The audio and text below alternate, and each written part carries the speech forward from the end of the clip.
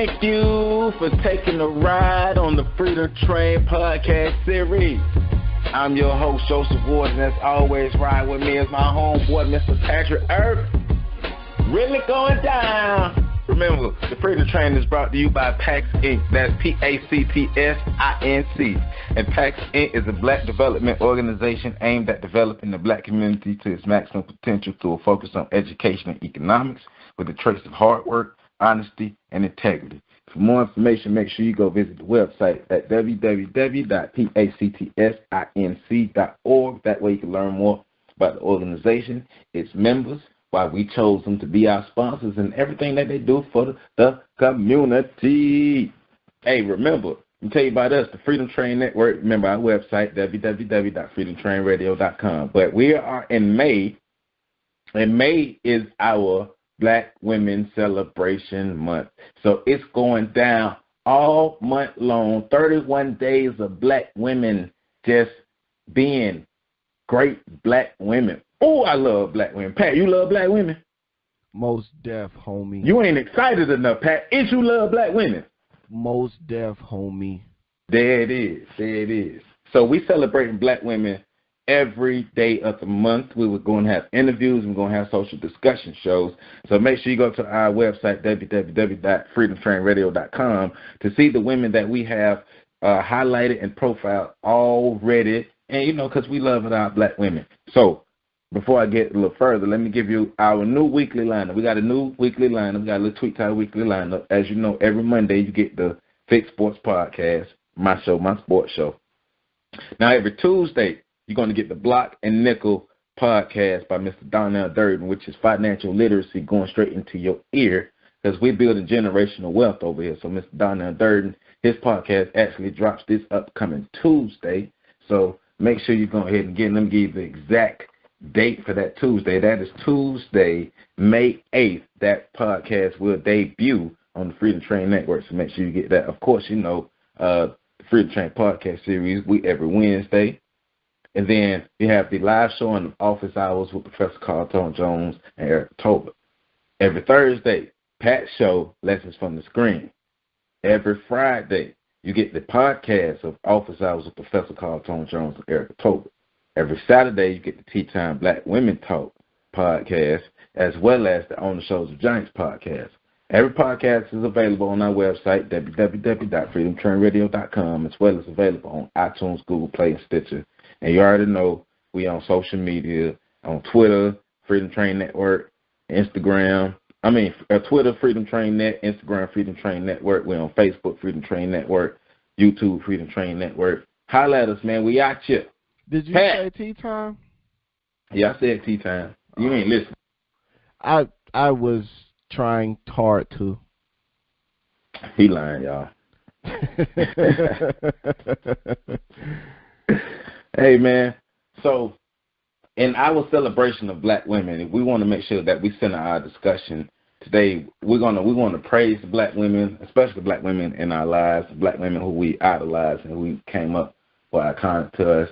Kind of give a sense of place for the black woman for her role in the liberation of black people, because I think it's understated. Pat and I are in agreement with this, that the role of the black woman throughout the diaspora, which means for some of y'all throughout the world, the role of the black woman in the liberation of black people, I think, is understated and misunderstood. And as we were talking earlier, it's also packaged in the Eurocentric mindset. So we're going to unpack that and get that to it. So, Pat. What up?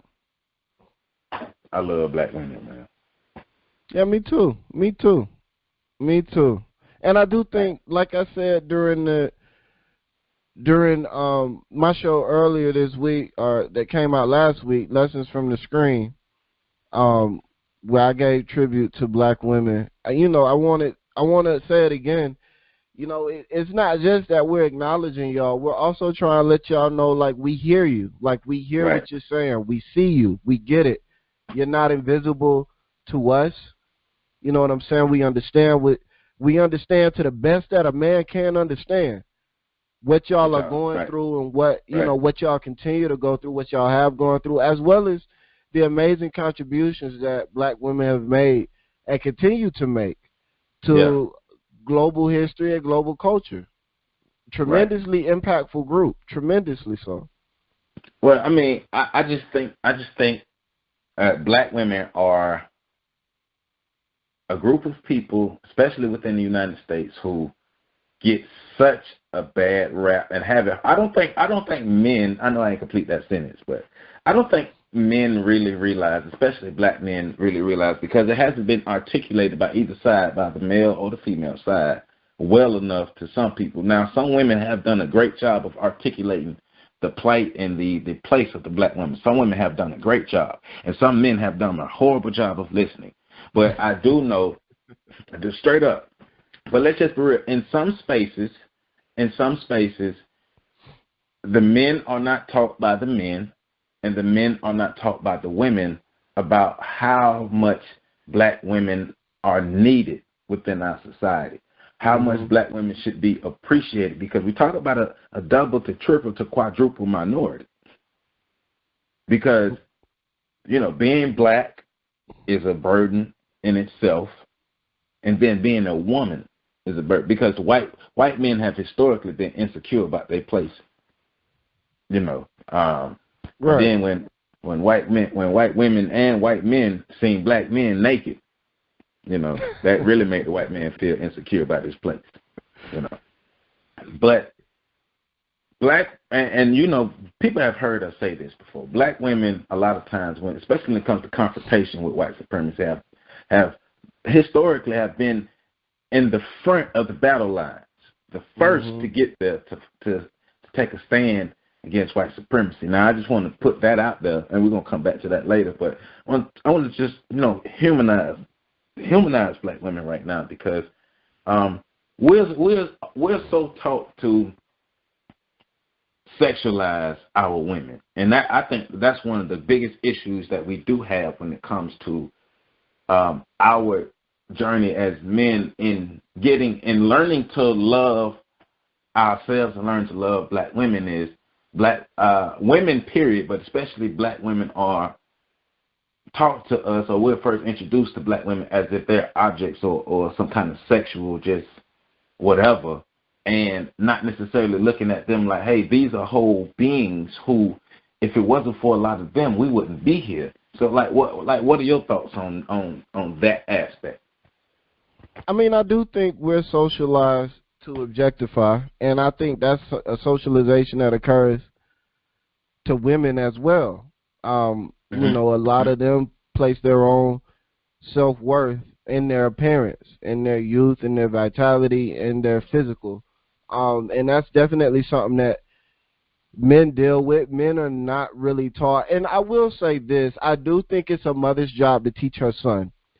And I do think it's a wife's job to educate her husband to a certain extent. If your husband is completely illiterate to the plight of women, then, you know, that's a whole separate conversation as to why he's your husband. But I do want to harp on the fact that I don't think that it's necessarily women's job to educate men any more than they've already done. They've already written the literature. They've already given the speeches. They've already created the art. They're already speaking out. You know, at this point for us, it goes back to the point you just made. It's our job to listen. And for those of us men who feel like we get it, it's our job to go back and spread that understanding. It's kind of like we're always talking about with racism, where we say if white people really want to help black people, then they need to fix white people. You know, it's kind of the same thing with this situation with black men not really having a thorough understanding or appreciation for black women. And I do want to say, I don't think that the majority of black men fit in that category, but too many of us do. So it's our job as men to go out into the world of men and masculinity and testosterone and all that other shit, and that spread this message of the black woman being the powerful creative, captivating figure that she is. So I agree with what you're saying. I just wanted to add that caveat that as men, it's our job to step to other men. That's not it's not a woman's job to do that. Right, and see, that make me big up the Men of Strength organization that I'm part of, because that's what Men of Strength does. It goes out and it teaches men how to be allies to women. And our Men of Strength organization at FAMU is the only all-black or predominantly black, or the one with the black focus, because we're set up at an HBCU. So, you know, it's we had to make sure we tailor the information to fit our environment. So you're dealing with black men who are interacting with black women. And I know I find myself, I'm at a point in life where I'm constantly pulling young black dudes to the side and correcting them, or attempting to correct them and give them new perspectives on how to interact with women. Like this one legit that work with me, like, if he talking to me about a chick and I ask him a question, do you feel like she's good for you? Yes. Do you feel like she helps you become a better person? Yes. Do you feel like she's a healthy person, like healthy relationship, all these things? Yes. So why are you still out here trying to run females like that? I don't know, dog. It's just in me. And it's like, try not to give him too much of a pass because his brain ain't fully developed. But also, you know, people whose brain ain't developed, you know, they have a certain bit of a pass, but not a real pass, but a certain bit. But at the same time, it makes, if you're a man, that should make you look at yourself in the society that you're in. But then also when you go back around your homies and y'all having these, man, fuck these hoes, man, I'm fucking all these hoes, these hoes, this, these hoes, that, these whole bitches. Hey, dog, we don't talk like that no more. We don't really do that no more. We don't get down with that no more.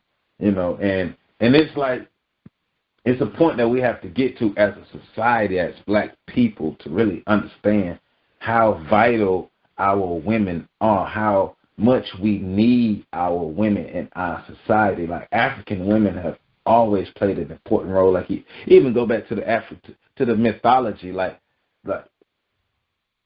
black people have always revered their women. And that's one thing from a historical perspective. That's one thing that me and Pat have been trying to get people to understand through our podcast, is that the black women have always been venerated within the history of this world when it comes to black people. Before we were tainted, our minds were and our cultures were tainted by Europeans. The black woman was venerated. Look at the mythology. Look at the gods and the goddesses. Like, if it wasn't for the female goddesses, the male goddesses wouldn't even exist. Like going back to the Egyptian mythology, Ptah, the god Ptah, who was able to come up on that hill, and he's the father of all the gods. Well, Ptah had to come from this water substance, from this primal water, this primal feminine mother water. And if it wasn't for this primal feminine mother water, there would be no Ptah. So in the beginning, there was the feminine aspect, and in the end, there's the feminine aspect. And this black primal substance is within the black woman, so we should be venerating her.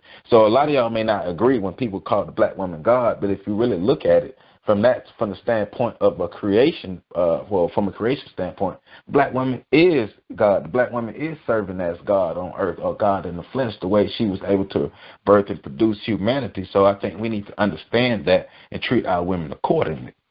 Right, and that goes even back to, you know, when we start talking about various, like the religious angle you brought up is important, because in early human civilization, a woman in general was worshipped for her ability to give birth, to bring forth life, to transition life from the spiritual realm to the physical realm. But even in terms of protection and warfare, you know, like I told you, I just recently watched Black Panther with my kids, and you know, they were constantly saying, Bast help us, Bast this, Bast that, and Bast was the goddess. Bast that. Yeah, Bast that. Yeah. Yeah. Was the goddess of warfare, if memory serves correctly, the goddess of protection.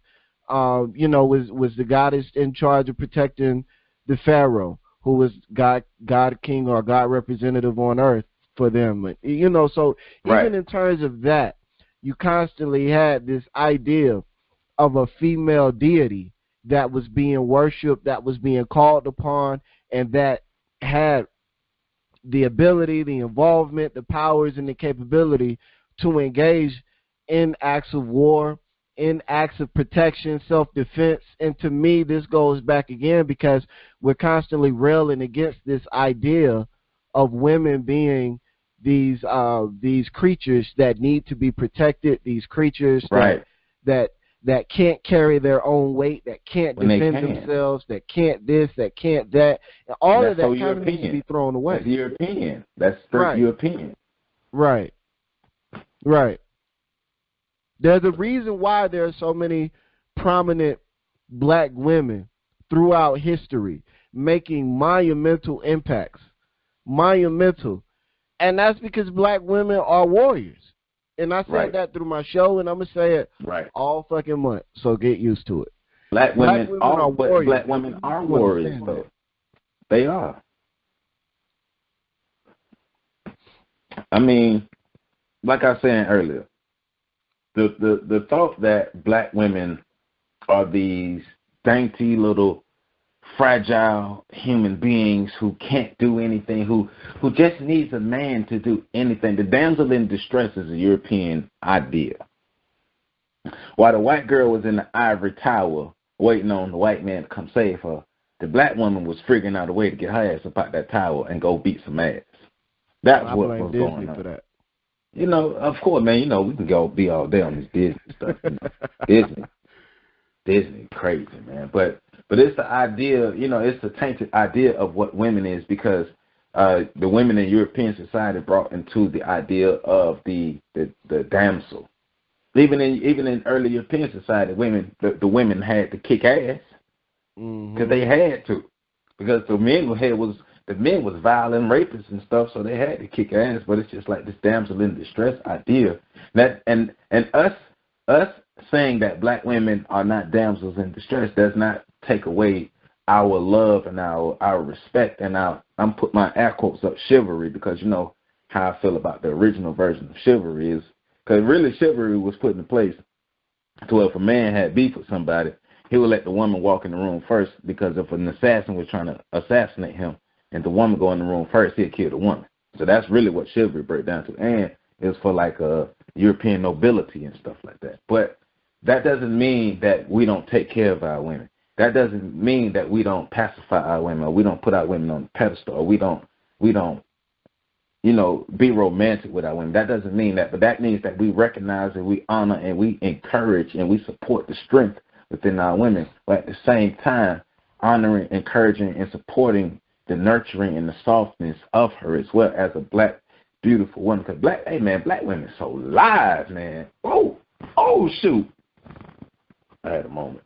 But, yeah. No, but I mean, that speaks to the duality of black women. You know, you can have on one hand this warrior queen, this warrior spirit, like a Harriet Tubman, who, you know, could plan and lead military campaigns during the Civil War, and be this sort of warrior. But on the other hand, you do have that side of women that can be soft and can be nurturing and can be the complete opposite of the being that will take your life without thinking about it. You know, that speaks to their ability to harness those dual energies when necessary.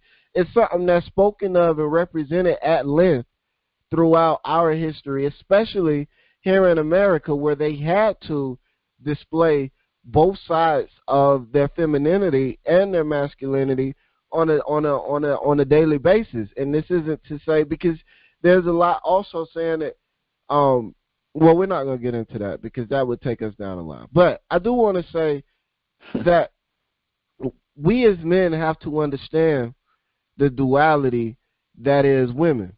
You know, the ability to do both. Yes, she is a warrior, but that doesn't mean that she doesn't need someone to protect her at times.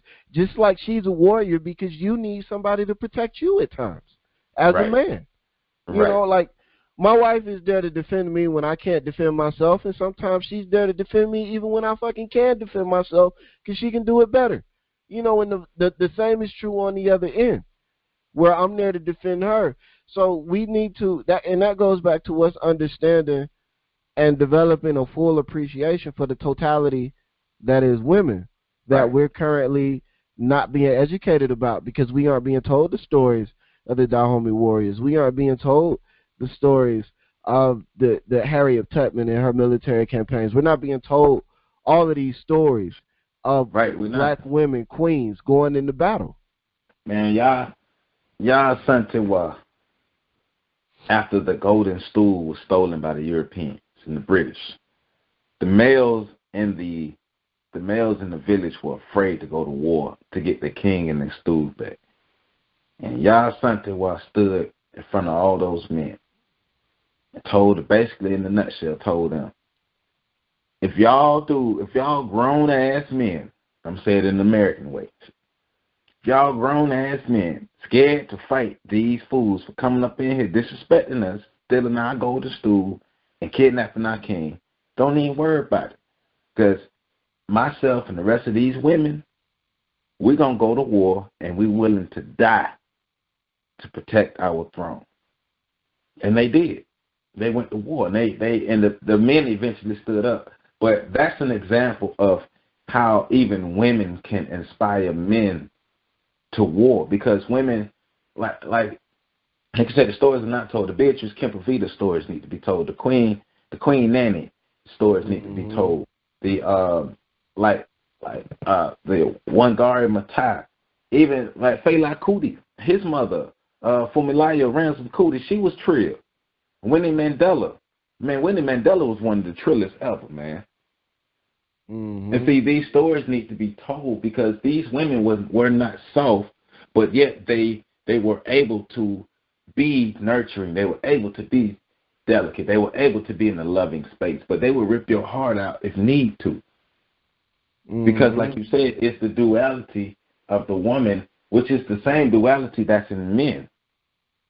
And the men, and to be honest, and we've said this before, let's go ahead and say it again. Women, genetically, spiritually, all these things, women are superior to men. The feminine aspect is superior to the masculine aspect. But it takes both aspects together to create life, to reproduce life. But the feminine energy is the highest form of energy within the universe. I know a lot of religious people don't like to hear that, because most of your Godhead figures are masculine or male. But the highest form of energy in this universe is feminine energy, because without that feminine waters, you can't produce life. So you got to get your mind right, folks.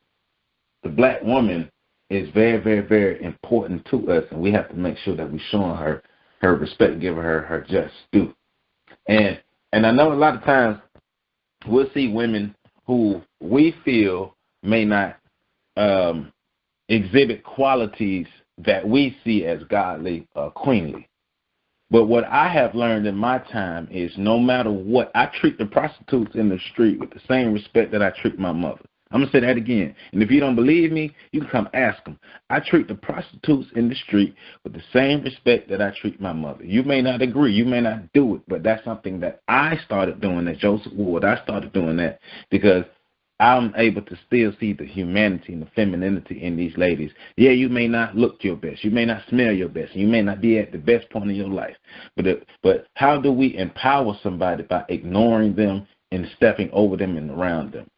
Us men who claim to be protectors of our women, we have to be protectors of our women, even if these women are not protecting themselves. And I say treating women with respect, even if they don't treat themselves like that. That's what I say. That's just me. No, I agree with that. The only pushback I would have is that, and this is just me personally, you're a lot more studied in spirituality than I am, so I'm gonna put that disclaimer out there as well for the listeners.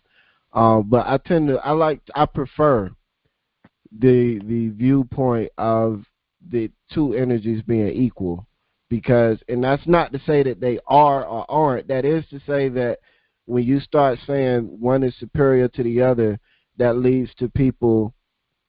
Well, yeah, people take that and run with it, I know, but right. Go do your reading, people. Do your reading.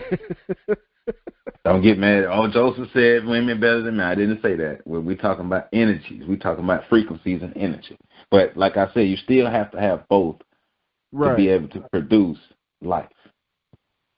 Right, and I think that's the point we got to get, because, there's been a lot of talk. And that's one thing we have to understand as well, is that all people have both energies in them at all times anyway. You Right. wouldn't be alive if you didn't have, as a man, if you didn't have some feminine qualities, feminine energies, feminine hormones flowing through your system. You wouldn't be alive.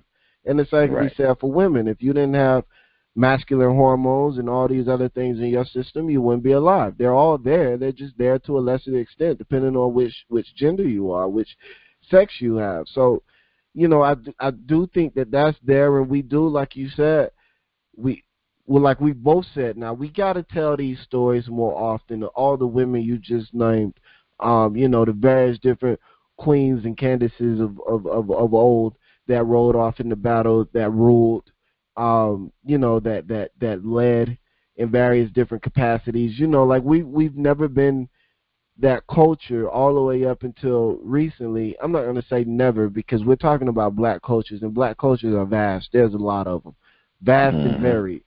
But right. on the whole, I will say that we have tended to be more appreciative of our women than has been the case since we've been here.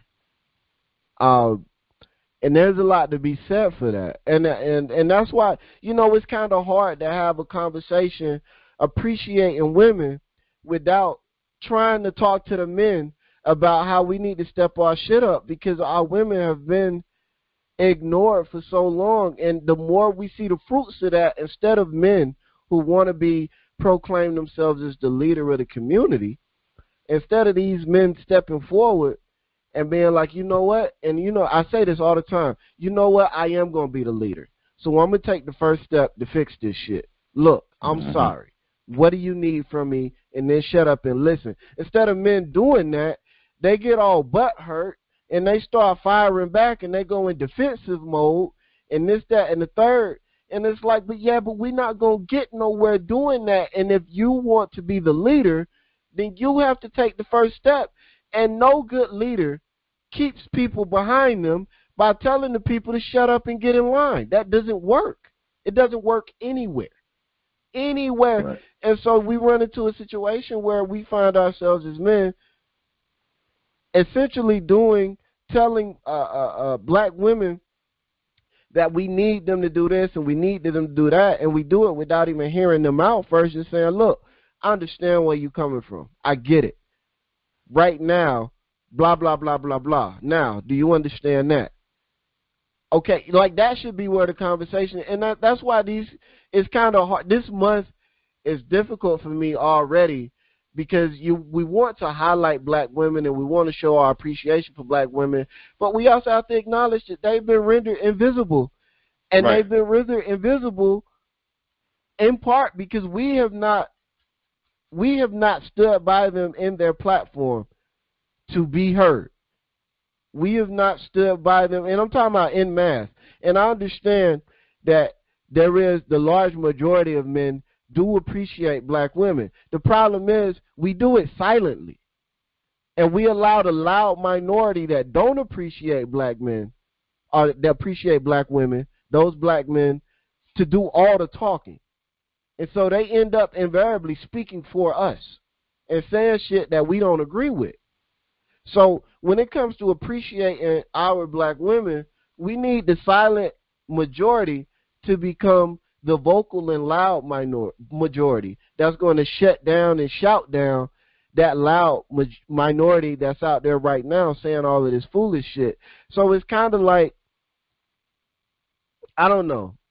You know what I'm saying, Joe? It's kind of hard because we want to celebrate them, but at the same time, it's kind of hard for me to just say black women are fucking amazing, black women are fucking amazing, black women are fucking amazing, and then ignore the reason why black women aren't being heard and why black women are invisible. You know what I'm saying?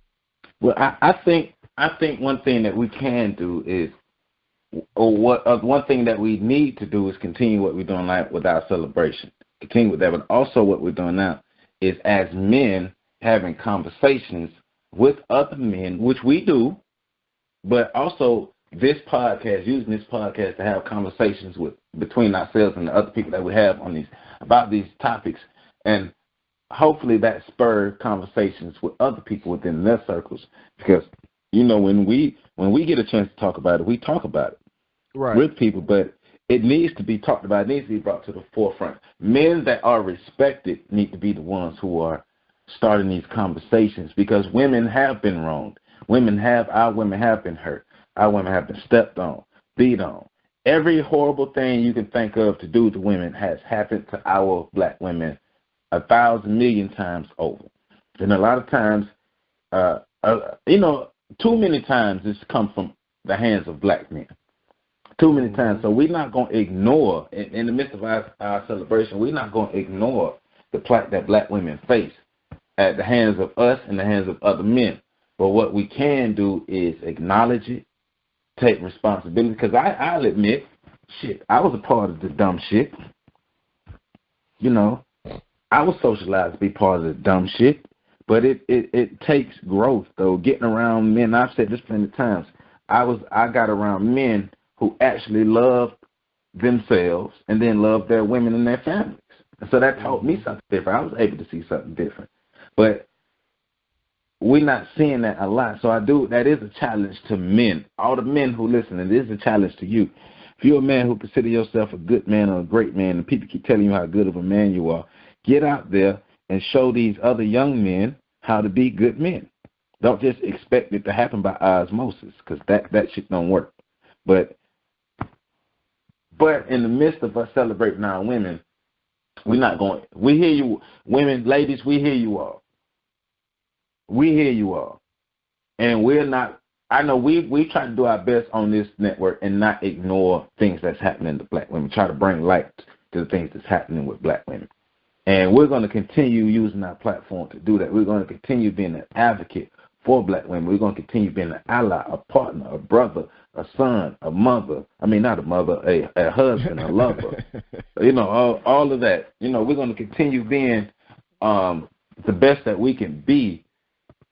But at the same time, we're also going to do our best to teach other men to be better at the things that they do and the way they get down, and just being a great example for others, and taking other young men to the side and talking to them and really teaching them about what's going on. Because if not, these vicious cycles of craziness going to keep going on, and we're already at a point where we have generations of black women who are living with so many scars that you can't just tell them to get over it. And to me, anybody who just trying to tell somebody to get over it, they crazy. You can't just say, hey, well, just get over it like that. You can't just do that. So, I mean, we're listening. We are listening, and we are doing what we can to become a part of the solution and create other solutions. That's what we can say.